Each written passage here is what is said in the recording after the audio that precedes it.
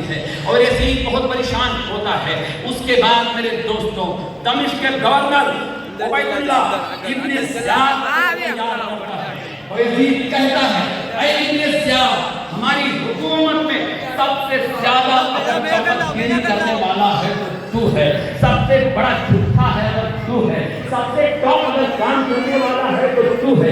میری حکومت میں سب سے وفادار اگر میرا کوئی ہے وہ تو ہے. اس کو خود سرسایہ بنایا.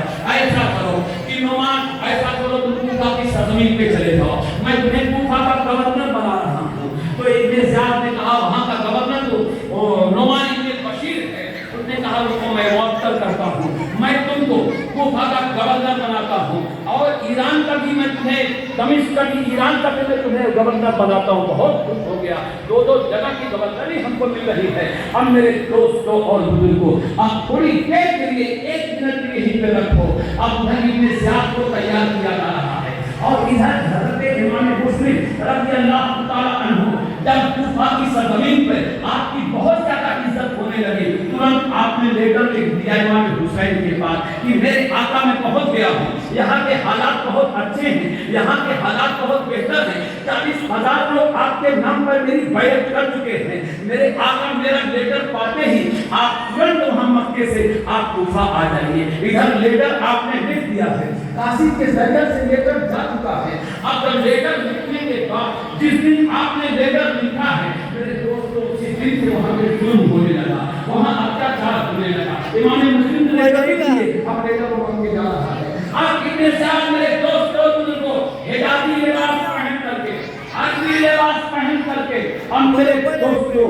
وہ اسی مدینے کے راستے سے آپ آتا ہے جبہ وغیرہ پہن کر. لوگ انتظار کر رہے ہیں کہ لیٹر وہ چلا گیا ہے, حسین آنے والے ہیں, آقا حسین آنے والے ہیں. جب گھوڑے کے بھنانے کی آواز آئی رات کے سناٹے میں اور جب دھوپ اڑنے لگے تو لوگ سچویشن یہ بتا رہے تھے, کوفہ والے سمجھ گئے حسین آ رہے ہیں. ایک نے کہا, دوسرے نے کہا, پورے کوفہ والے جاگ گئے اور اپنے مرکز عقیدہ امام حسین کی استقبال کے لیے میرے دوستوں کو بزرگوں ان کو لانے کے لیے جا رہے ہیں. اب وہاں آگے بڑھے ہیں, نعرہ لگ رہا ہے, استغفار کا نعرہ لگ رہا ہے, میرے حسین میرے پڑوسیت کا نعرہ لگ رہا ہے. یہ بات امام حسین کو تھے نہیں, وہ تو ابن زیاد تھا, صحابہ پاتا تھا, جوبہ پہنا تھا, اپنے ساتھیوں کے ساتھ تھا. اس کے بعد میرے دوستوں کو ڈائریکٹ گورنر ہاؤس میں وہ گھستا ہے اور گھسنے کے بعد کچھ لوگ اس کے ساتھ اندر میں ہو لیتے ہیں